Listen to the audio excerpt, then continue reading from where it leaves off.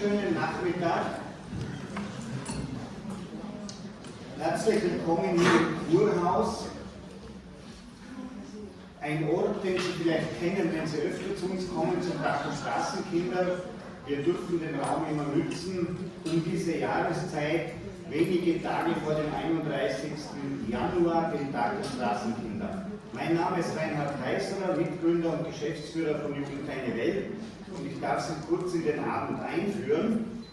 Jedes Jahr um diese Zeit, Tag der Straßenkinder, in der Nähe des Don Bosco-Festes, ist es uns ein Anliegen, einen Gast aus dem globalen Süden nach Österreich zu bringen, um ihm die Chance zu geben, seine Stimme zu erheben und zu sprechen, zu erklären, zu berichten, was er in seinem Projekt macht oder sie. Männer und Frauen, Priester und Schwester, Laien, egal wer, in einem Projekt von Don Bosco, im Einsatz für Kinder und Jugendliche, im Einsatz, um eine bessere Zukunft für diese Kinder und Jugendlichen an den sozialen Brennpunkten der Welt zu schaffen.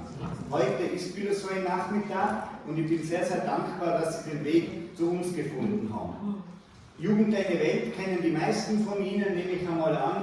Ich sehe bekannte Gesichter, Spender, Spenderinnen, Förderer. Von daher gleich ganz am Anfang ein Riesendanke, weil ohne Sie wäre die Arbeit von Jugend Eine Welt nicht möglich.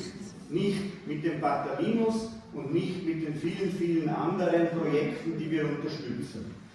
Sie wissen, wir haben Bildung in unserem Mittelpunkt, Bildung überwindet Armut, das ist das Slogan von Jugend Eine Welt. Und da geht es um Straßenkinderbildung, um Bildung für Mädchen, es geht um Berufsausbildung, es geht um Arbeitsplatzschaffung, damit junge Menschen in Zukunft eine bessere Chance haben, um mit ihrem Einkommen sich selber und ihre Familie zu ernähren.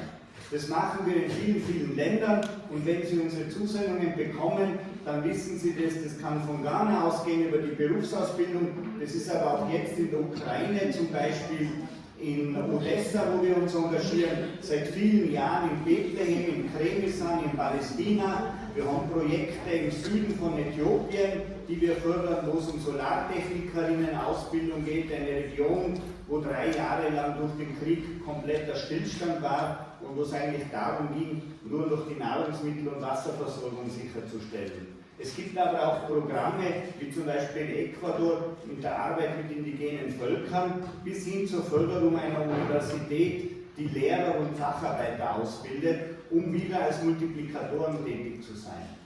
Heute aber sind wir hier, um uns anzuhören, was der Barthalinus macht. Der Barthalinus ist ein nigerianischer Straßensozialarbeiter, Priester. Er feiert nächstes Monat seinen 40. Geburtstag, und ich habe ihn getroffen vor 2 Jahren, als wir mit dem ORF unterwegs waren und ein Projekt in Lagos mit Straßenkindern dokumentierten.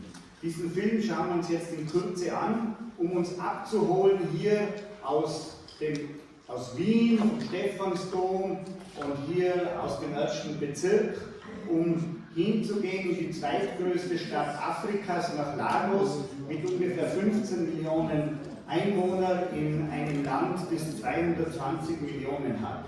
Enorm viele Menschen, auch zusammengedrückt in einer Großstadt, wo es richtig quirlt und bellt. Und wie wir dort waren und dieses Straßenkinderprojekt besucht haben, haben wir uns auch verpflichtet, ein neues Zentrum mit zu finanzieren. Und da bin ich sehr dankbar, dass wir gerade von unseren Förderern und Spenderinnen sehr viel Unterstützung bekommen und auch einen Großspender unter unseren Reihen haben, der hier diesen Bau dieses Zentrums, wo am Ende des Tages 100 Burschen und 25 Mädchen unterkommen werden, wo sie Unterkunft haben, Betreuung, psychologische Betreuung und Zurückführung in die Gesellschaft, für ihren Familien, auf Arbeitsplätze und Ähnliches. Ein tolles Programm, und der Barthalinus war damals der die Jugendarbeit angebauert hat, der den Nachmittag gestaltet hat und der ein super Charismatiker hier in den Straßen war, und darauf haben wir gesagt, den laden wir heuer ein nach Wien, damit er seine Arbeit vorstellt. Sie können sich erinnern, letztes Jahr hatten wir hier die Zauberer, Simatemba und Kalelwa, die waren mit uns unterwegs, auch hier herinnen, und der Simatemba wird heuer wiederkommen im Herbst zu einer Veranstaltung in Bad Aussee, wo 300 Zauberer zusammenkommen, und dieses Projekt College of Magic wird dort wieder vorgestellt. Also diese Veranstaltungen schlagen Wellen und da bin ich sehr, sehr dankbar. Und jetzt würde ich sagen, schauen wir uns diesen Film an, der uns abholt. Im Anschluss wird die Chris Lohner, die ich ganz, ganz herzlich begrüße und um einen Applaus bitte, weil das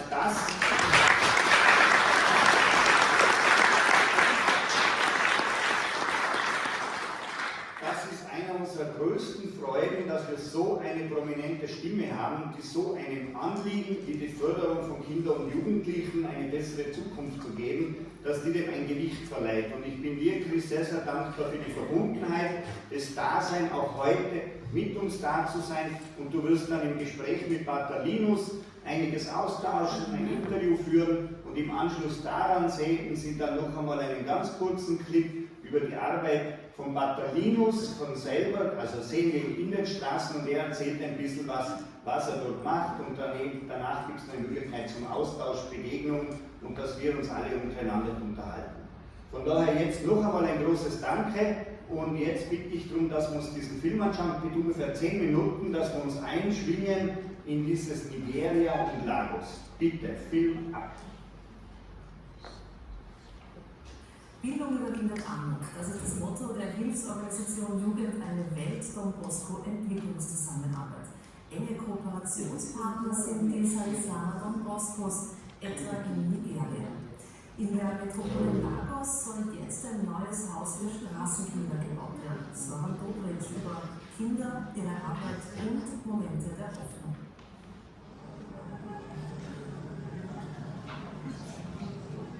Lagos, die größte Stadt Nigerias. Wie viele Menschen hier leben, weiß niemand so genau. Von mehr als 24 Millionen im Großraum Lagos ist die Rede. Es ist eine pulsierende Stadt, auf deren Straßen vor allem junge Menschen zu sehen sind. 100.000 bis 200.000 von ihnen, so schätzt man, leben auf der Straße. Kinder und Jugendliche, die um einen Hungerlohn meist geschnitzte, unattraktive Arbeit verrichten müssen, um überleben zu können. Meine Mutter lebt nicht mehr. Mein Vater und meine Brüder kümmern sich nicht um mich. Darum bin ich vor 3 Jahren auf der Straße gelandet. Eine Händlerin gibt mir Sachen zum Weiterverkaufen. Dafür bekomme ich 2 Euro pro Tag. Ein Drittel davon brauche ich für das Essen, den Rest lasse ich mir einteilen. Am Sonntag bringe ich das ersparte Geld meinem Vater und den Geschwistern. Ich komme aus dem Norden Nigerias. Ich lebe, um zu überleben. Das mache ich schon seit 4 Jahren auf den Straßen von Lagos. Ich bin in die Stadt gekommen, um zu arbeiten und meiner Familie zu helfen. Ich bin hierher gekommen, um zu überleben. Meine Familie leidet sehr unter Armut. Sie haben nicht genug zu essen. Einer der Gründe, warum ich nach Lagos gekommen bin, ist, meinem jüngeren Bruder zu ermöglichen, zur Schule gehen zu können.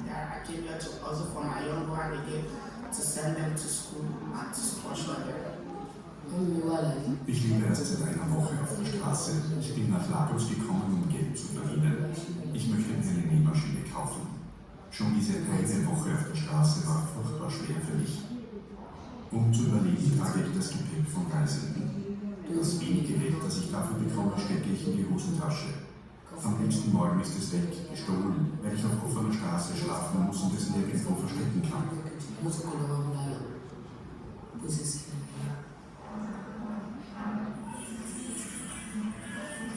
Einmal pro Woche finden bis zu 100 Straßenkinder und Jugendliche Zuflucht im Bosco Boys Home, einem Heim für obdachlose Kinder.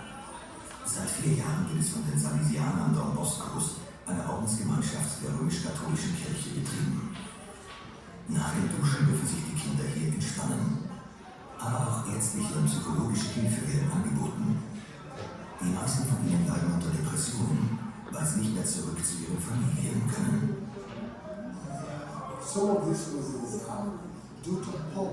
Einer der Gründe ist zum Beispiel mangelnde elterliche Fürsorge. Wenn Eltern nicht bei ihren Kindern sind, ihre Verantwortung nicht wahrnehmen, dann treibt das viele Kinder auf die Straße. Sie haben kein geeignetes Zuhause. Auf der Straße hoffen sie, einen besseren Ort zum Leben zu finden. Auch Armut treibt die Kinder auf die Straße.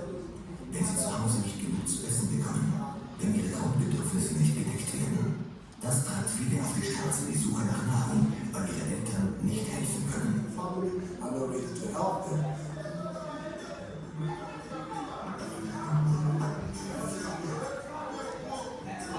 Für viele hier ist dieses Frühstück die erste Mahlzeit seit Tagen.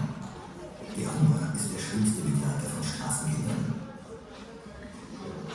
Die Nacht auf offener Straße, unter einer Brücke oder in einem Versteck, geplagt von der Angst, überfallen zu werden, macht ein leerer Magen noch schlimmer.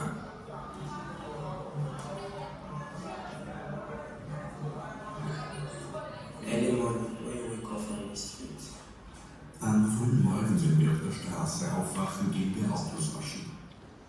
Dort können wir dann auch duschen. Oder verdienst ein Geld, indem du Motorräder wäschst. Oder du schleppst Reisegeld. Wir schlafen unter der Brücke. Dort wirst du von anderen Obdachlosen geschlagen. Sie schlagen dich halbtot. Du kannst auch nicht mit ihnen reden. Wenn du sprichst, schlagen sie dich nur noch mehr. Keiner hilft dir, daher musst du dich angepasst verhalten. Wenn du das nicht tust, schlagen sie dich weiter. Wenn wir unter der Brücke schlafen, kommen sie in der Nacht und stören dich. Sie sagen dir, du musst ihnen Geld geben. Wenn du ihnen nichts gibst, können sie dich sogar erschießen. Die meisten Einwohner von Lagos nehmen Straßenkinder und obdachlose Jugendliche als böse Kinder wahr, mit denen sie nichts zu tun haben wollen. Regierung und Polizei sind überfordert. Es mangelt vor allem an Geld und mittel- und langfristigen Konzepten für die Lösung des Problems. Viele der obdachlosen Kinder werden von der nigerianischen Mafia für Diebstähle und den Verkauf von Drogen eingesetzt. Auch Menschenhandel wird hier betrieben. Straßenkinder berichten von gekidnappten Leidensgenossen. Die werden immer wieder auch Opfer des illegalen Organhandels. Und obdachlose Mädchen prostituieren sich, um zu überleben. Auch hier hat die Mafia die Finger im Spiel. Ich habe Angst auf der Straße. Manchmal werden Kinder entführt. Manchmal passieren sogar Morde. Manchmal wird mein Geld gestohlen. Das alles fürchte ich sehr. Wir schlafen auf dem Gehsteig. Dafür müssen wir bezahlen, eine ganze Woche im Voraus. Wenn du nicht bezahlst, kannst du nirgendwo schlafen. So bezahlst du für einen komplett überfüllten Platz. To survive on the street illegally, for some of these boys on the street, they go about. Um auf der Straße zu überleben, machen Straßenkinder auch illegale Dinge. Sie werden Taschendiebe. Manche gehen auch stehlen, um zu überleben. Sie verursachen Probleme in der Gesellschaft, verursachen Konflikte, machen ihre eigenen Gesetze, machen Lärm an friedlichen Plätzen, um gehört zu werden und gefragt zu werden, was ist dein Problem? Unrestful situation in the society because they believe that through this they will be heard and they will be Sie tun Plans, um an Geld zu kommen. Wenn du vorbeigehen willst, wenn du sie nur ansiehst, tragen sie gewaltsam Geld ein, weil sie überleben müssen. Und wenn sie dann noch harte Drogen nehmen, überschreiten diese Burschen alle Grenzen. because they need to survive. They push them because after taking those hard drugs, the boys are ready to go beyond any limits. Während die jungen Besucher von der Straße einmal wöchentlich die Gastfreundschaft des Bosco-Boys genießen dürfen, verbringen 12 ehemalige Straßenkinder hier 7 Tage die Woche. Die Polizei hat sie auf den Straßen von Lagos gefunden und den Salesianern Don Boscos anvertraut. Für ihre Unterbringung und alle weiteren Kosten zahlt der Staat nichts. Tagsüber gehen die ehemaligen Straßenkinder zur Schule. Nachmittags findet die Berufsausbildung statt. Die Betreuer sind bemüht, die Kinder in deren Familien zu reintegrieren. Ich habe nicht gern auf der Straße gelebt, weil viele dort nicht gut zu mir waren. Sie waren böse auf mich. Sie haben mich sogar vertrieben. Ich habe gebettelt, bleiben zu dürfen. Ich hatte solche Angst, dass sie mir etwas antun werden. Dann bin ich zur Polizei gegangen. Die hat mich wirklich von der Straße geholt.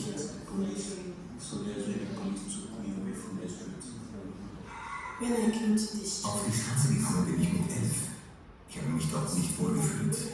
Es war auch sehr rasch, körperlich zu bemerken. Ich habe auf der Straße schon ein Baby gesehen. Zum Beispiel die Mutter und der Vater schlafen einfach auf der Straße. Und sie haben ein Kind bekommen und dieses Kind ist schon ein Straßenkind von Geburt. Ja. Mit mehr als 225 Millionen Einwohnerinnen und Einwohnern ist Nigeria das bevölkerungsreichste Land, aber auch die größte Volkswirtschaft Afrikas. Doch kranke, alte und arme Menschen werden der privaten Fürsorge überlassen.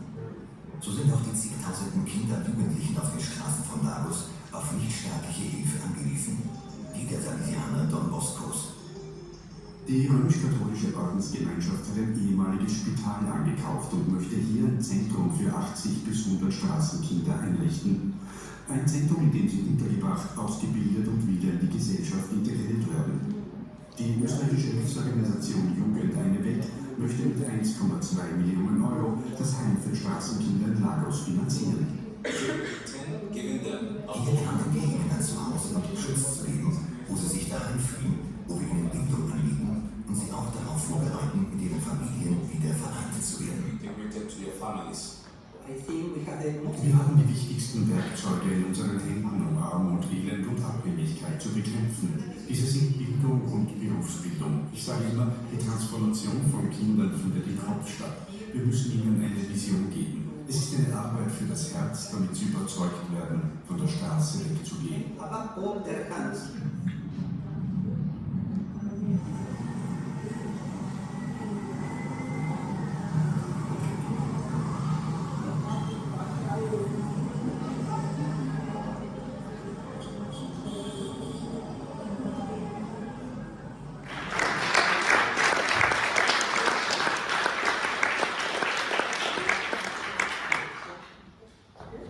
Darf ich dich bitten, mit dem Bartholimus jetzt zu sprechen? Ihr seht, ihr habt euch Ton in Ton gekleidet. Linus, you have the same color in your shirt as Chris is here. Yeah. Thank you so much.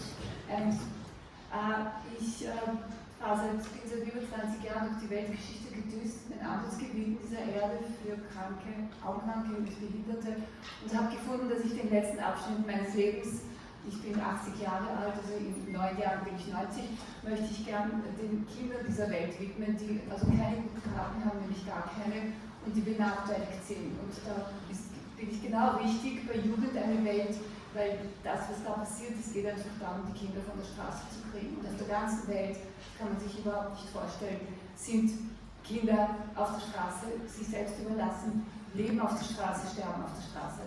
Und Jugend Eine Welt kümmert sich darum, wirklich auch auf der ganzen Welt, speziell Afrika und Südamerika, aber Indien auch, um diese Kinder ein selbstbestimmtes Leben zu geben. Und mit Lesen und Schreiben in die Schule zu gehen, hat man ein selbstbestimmtes Leben, weil dann kann man sagen, was man möchte und was man nicht möchte. Und jeder natürlich nicht so leicht manipuliert. So, jetzt stelle ich Ihnen Pasolaides vor. Sie haben ihn schon gehört, Sie haben ihn schon gesehen im Film. Er kommt direkt aus Nigeria, aus Nigeria. Very nice to have you here. Welcome and thank you for coming. Thank you so much.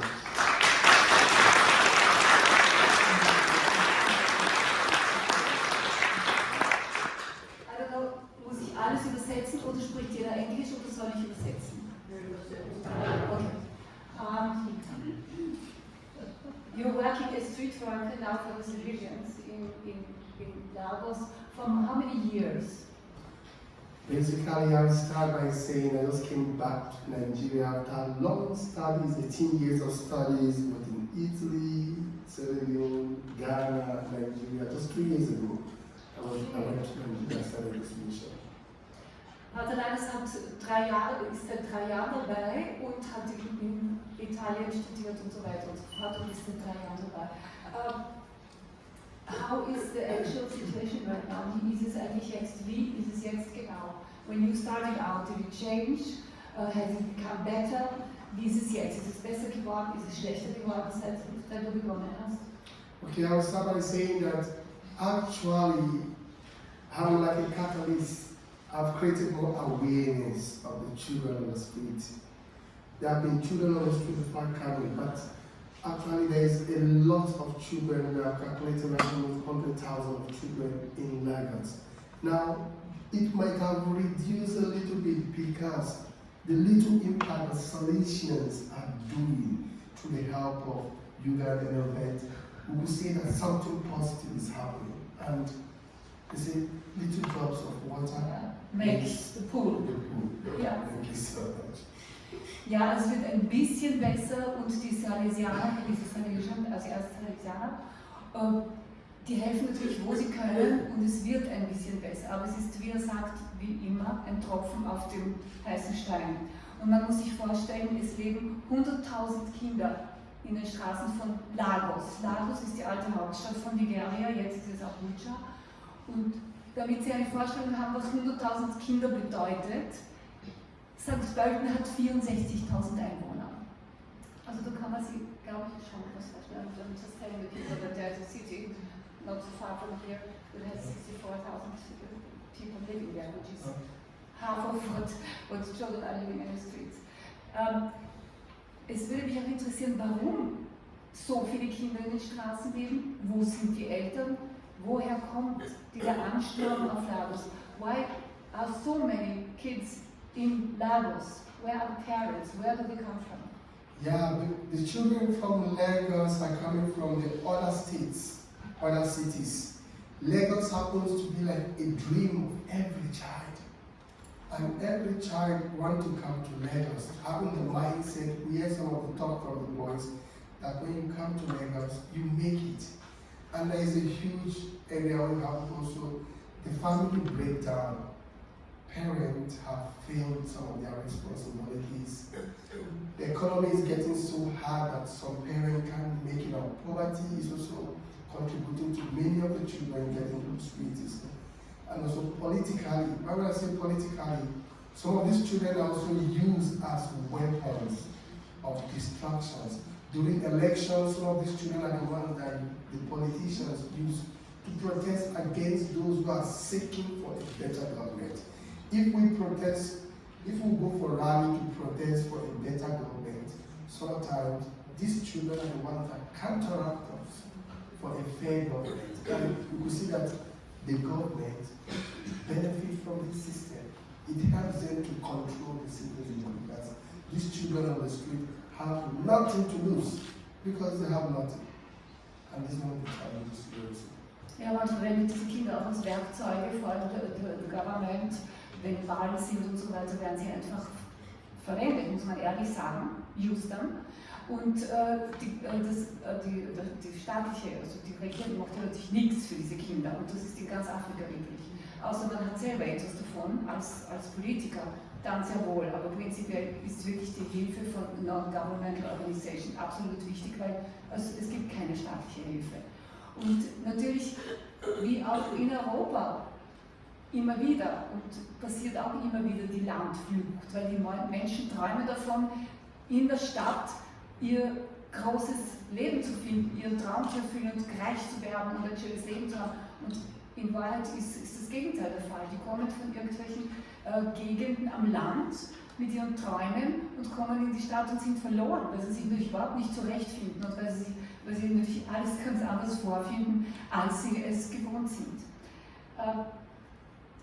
Mich würde auch interessieren, I would like to know, how come that of 200 and, I don't know how many it is, 218 million, about 40% are under 15. Minors. Ja, minors.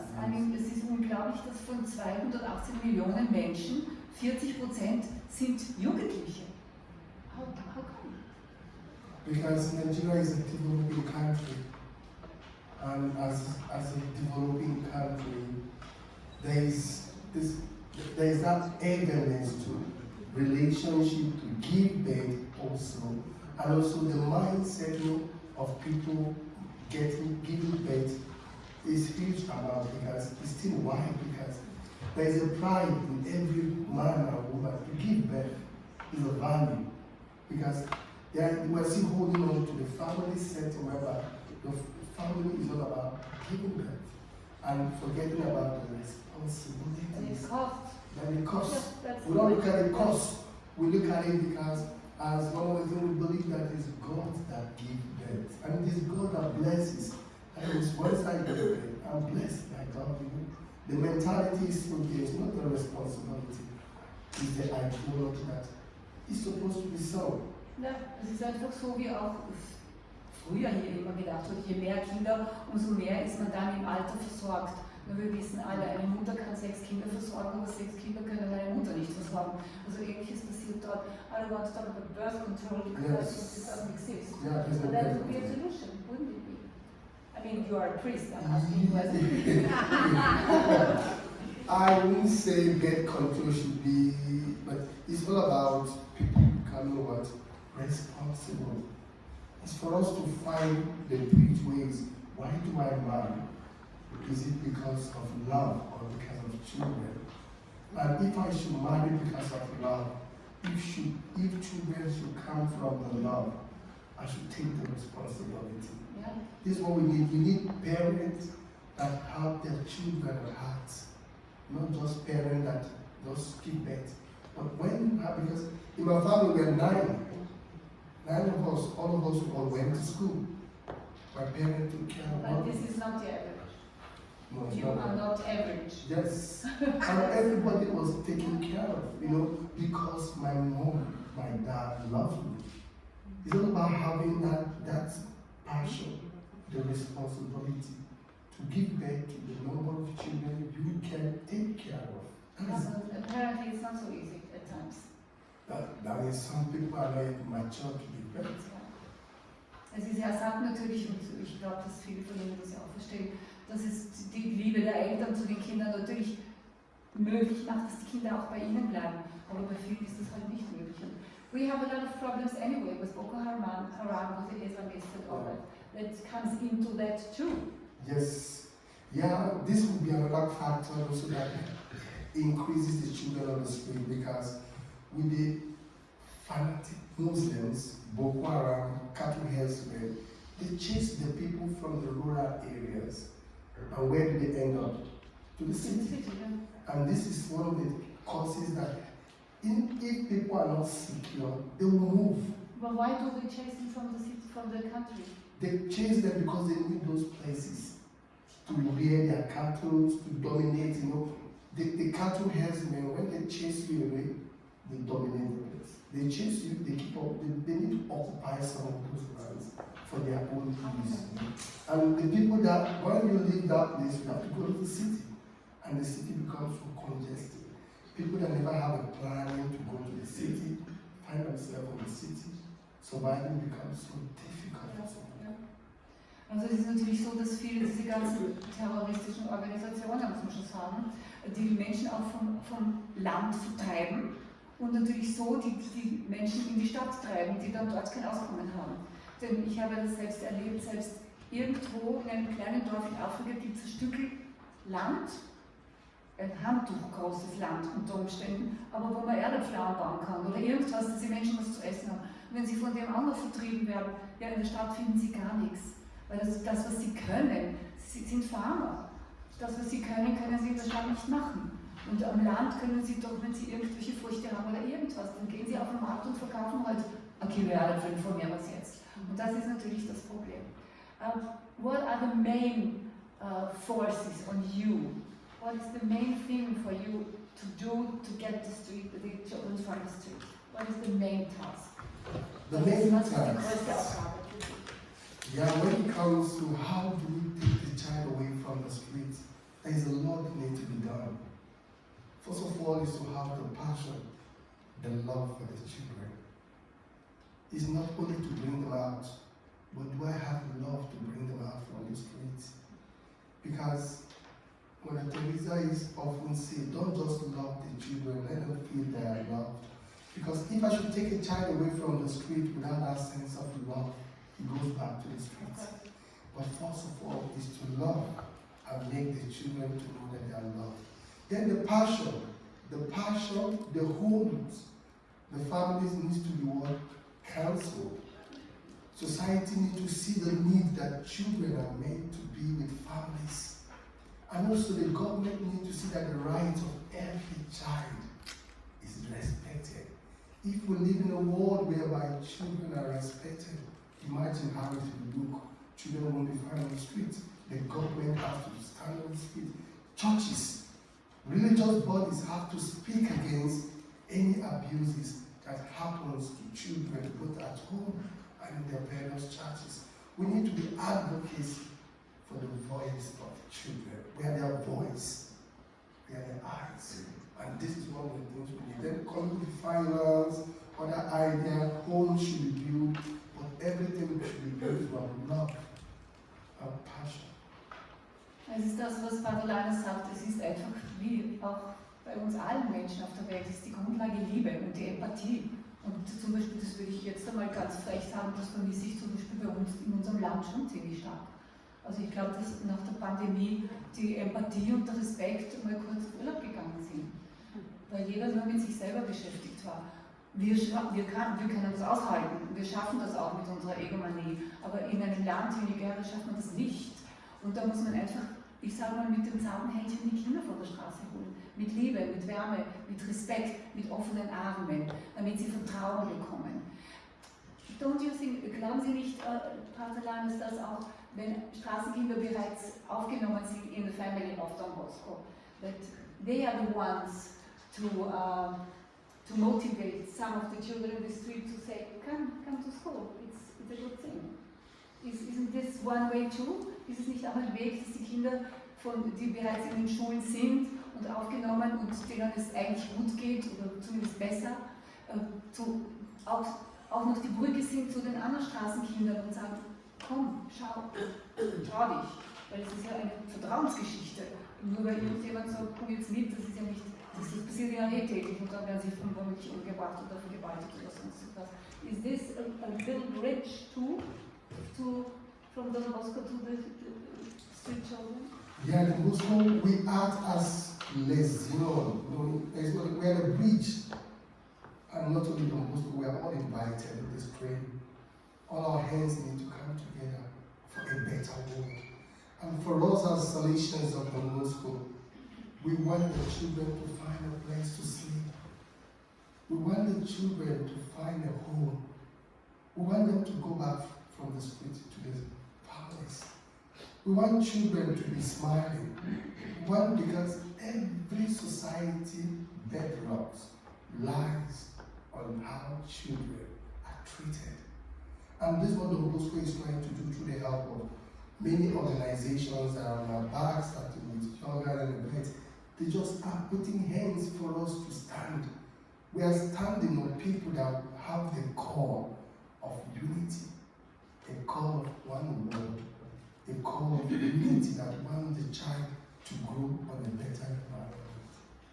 Ja, also Kinder können eigentlich, wie logisch ist, weg von der Straße, sie können die Schule lesen, schreiben, das wäre das Allerwichtigste für das selbstbestimmte Leben.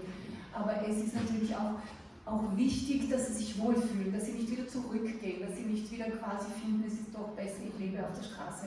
Und jede Nation und jedes Land und überall auf der ganzen Welt sind die Kinder der abgedroschene Satz, die Zukunft eines Landes.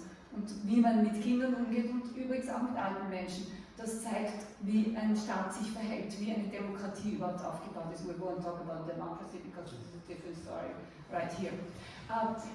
Was auch noch abschließend interessant wird, weil Sie sind ja viele von Ihnen und ich glaube auch die meisten sind Spender, was mit dem Geld geschieht, was Don Bosco bzw. Jugend Eine Welt in Lagos schon alles erreicht hat.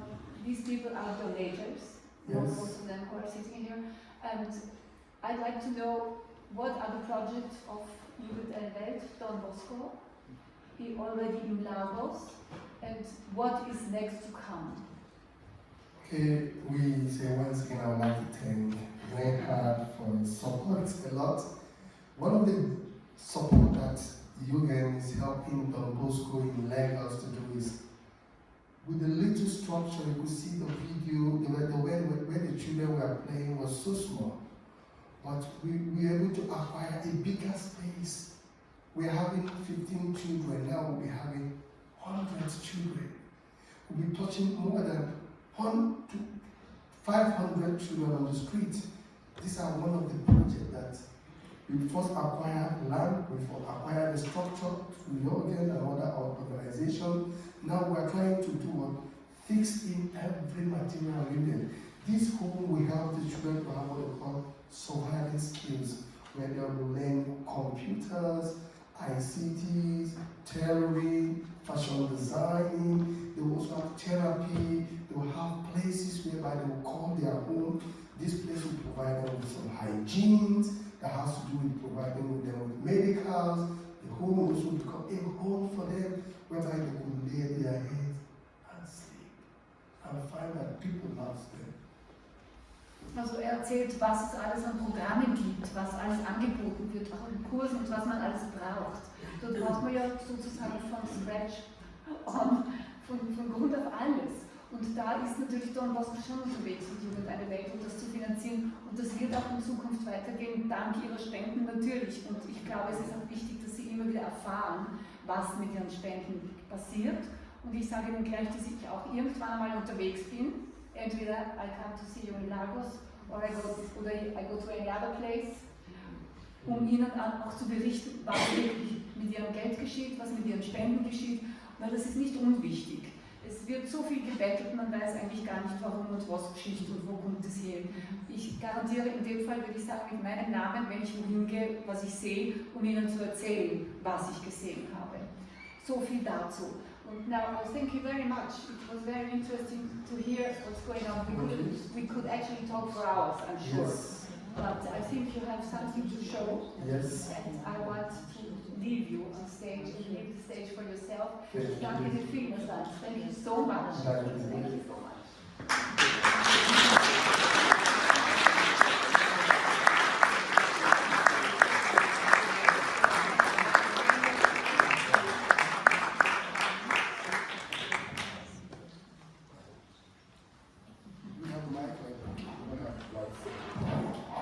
Okay, before the play, I would like you to have a test of some of the songs we sing on the street. You know, we dance on the street, and the street is always lively. Even though sometimes we're a little bit old, our hearts are young. I will beg, please, can you play one of the songs, and I will tell you how you are going to move it.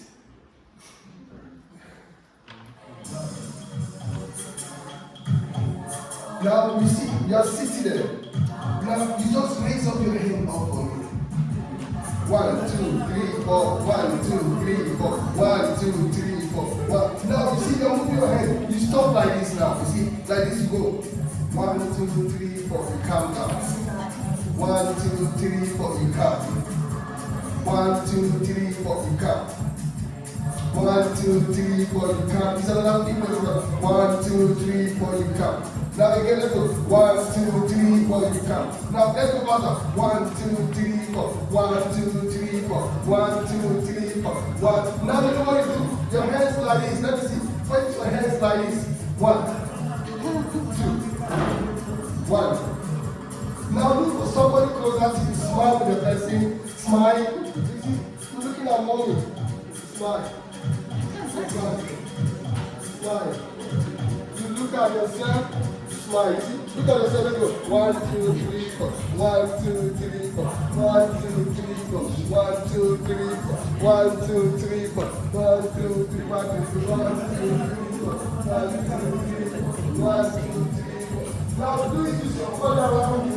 Someone around you. Someone around you. Someone around you. Someone around you. Now tell what's happening. Somebody around you. Now let's go. Thank you. Sorry. Now DJ stop. See, at least we are calm. Now I will tell you why we are doing this. This is a sign for us that we want the child to be smiling and be jubilating, to be victorious.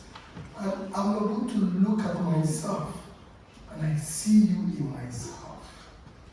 I want you to see not only myself, I see myself in you.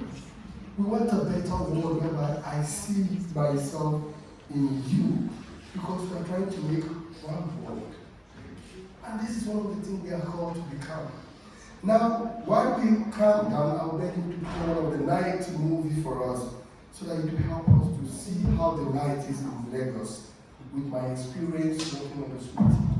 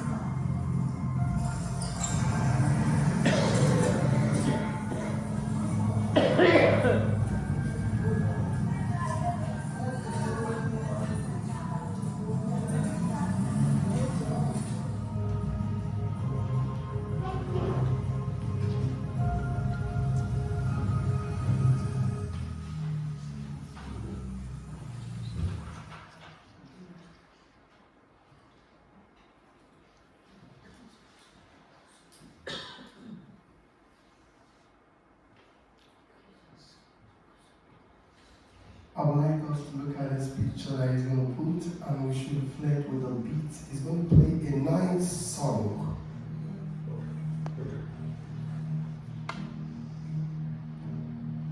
Who cares? Do we feel for children on the street? How do we feel for children? What could be the dream of this young boy? What is he thinking of for tomorrow? What future lies for this young boy? He doesn't go to school. Who cares for this young boy in a country whereby we are 200 and something millions of people? In a country whereby 42% of them are under 15 years old. Who cares for this child? In a country whereby everybody now brings us to whereby we have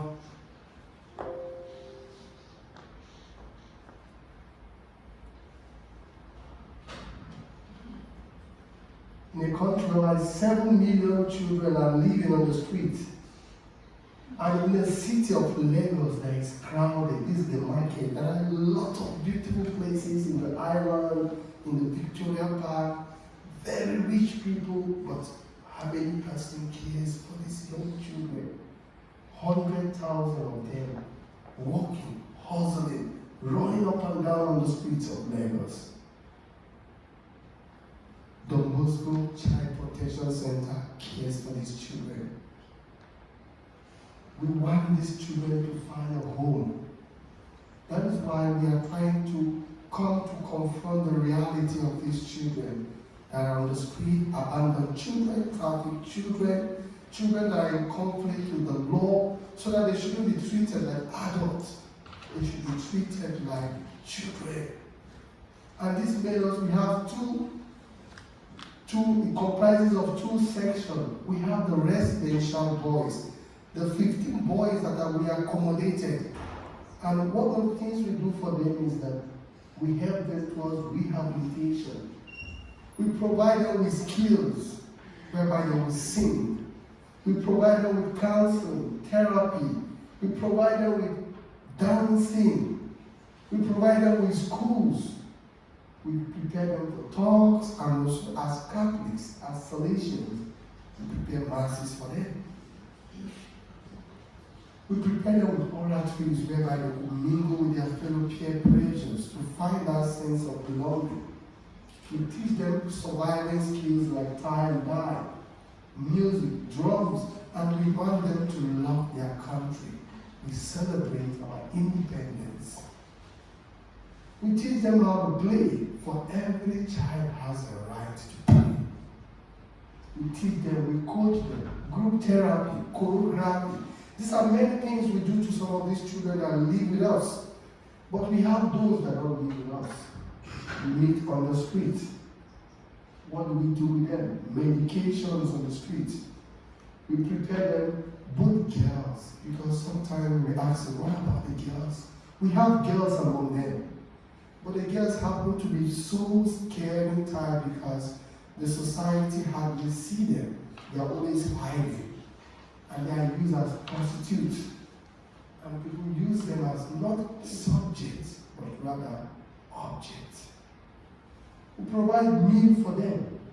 We make them feel home. We don't want them to sleep on the street.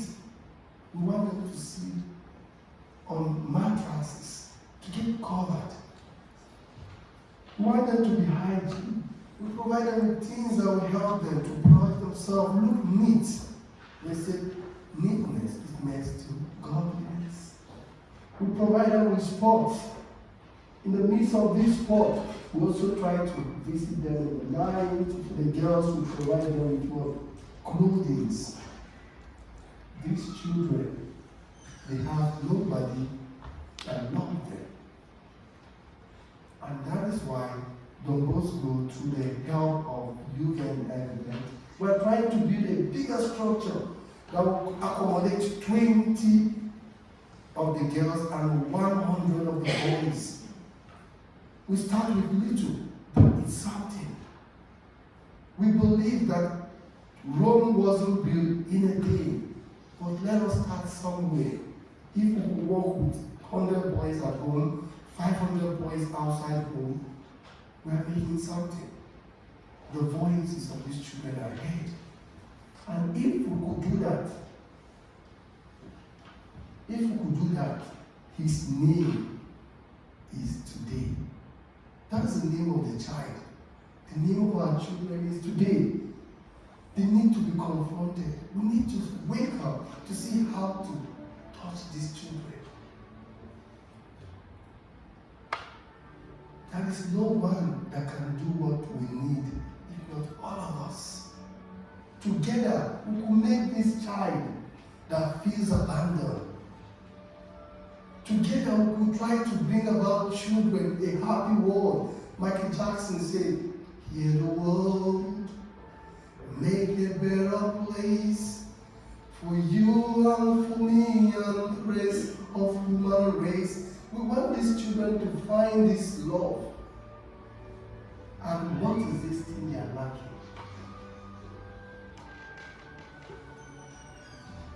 This girl, she needs a friend. She's abandoned.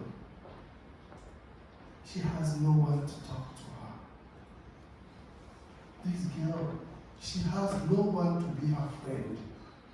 We need to be their friends by ways, by contributing to become the mouthpiece of these children. They can't shout further, but we can shout. They can't stand. We can stand. That is why the child cried, "I belong to nobody.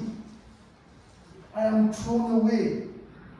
I've been abused even by my parents. I have nowhere to go. I'm seen as an object. People use me for their own interests." His name. We are all guilty for this. We are all part of the story of these children. If we fail to act, we are all guilty for this child. And that is why, if we are guilty for this part, we are guilty because many errors of this fault. But everything we have, our jewelries, diamonds, everything can wait. But the child cannot wait. Our fancy life could wait, but this child cannot wait. Right now, his bones are formed. The tomorrow Nigeria starts today. If we don't put these children on track, tomorrow Nigeria will become a war zone where nobody can live. The more they increase, the more they become so violent. And the more they become so violent, no visitors will come to our country. And when nobody comes to our country, the economy keeps on going down because nobody will invest, whereby children will be destroyed. And that's why we are calling on everybody. It's our business to see that children have a better place. His name is today. Today is the day for us to hear them and come to the needs of these children. Let us reach out to these children. Let us do whatever we can to support the fight to rise above their pains and suffering.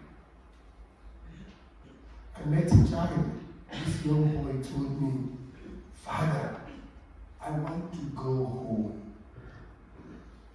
Let us make sure we help these children to go back to their homes. And this is what Don Bosco, with the help of a lot of organizations, starting with Jugend, that we have to try to see how these children go back home. We want every child to grow in a family. We want our family to grow. We want the society to be a place whereby children listen. Children are loved. Children can do what? Smile. We want them to smile. We want them to feel secured. You want them to feel carried along. That is why Mandela would say, making one person smile changes the world. Maybe not the entire world, but their world. You see, let us make children to smile. And this is one of the things Don Bosco, Jugend Eine Welt, we're trying to put our heads together to look at how we will become like a ball, one world, whereby you are in Asia, you are in Europe, you are in Africa, you are in Australia, you are in America, North or South America, we are one. What touches this? Touches this. If this particular part of the ball bursts, this ball will not bounce. Let us secure our world. Let us make family out of what we see. Let us put our hands for the fight of the voice of these children. And our world will be a place whereby we become bouncing. Like this we bounce. But when there is a little pitch in Africa, it won't bounce. It will remain on the floor. I invite you, I appreciate whatever you are doing. I invite you to remember that we are in one world, one universe. Let our passion carry us to make our world a better place. Dankeschön.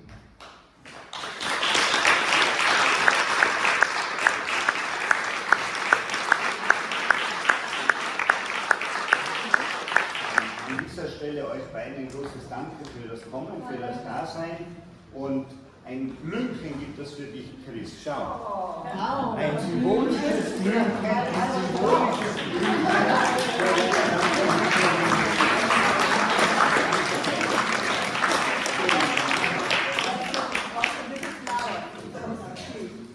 And for you, Africa here, this one is both.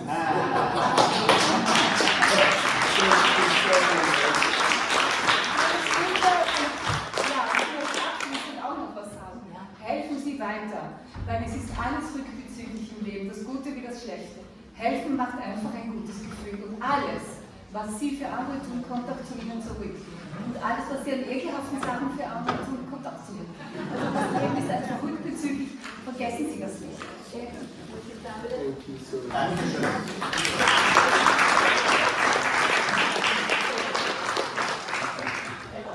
Das, was Sie hier gesehen haben, ist ein Ausschnitt, ein kleiner Ausschnitt von den vielen, vielen Arbeiten. Als Förderer, als Unterstützer kennen Sie die vielen, vielen Anliegen. Es gibt viele. Wir sind sehr froh, dass wir die allermeisten unserer Partner so gut kennen wie den Partnerinos.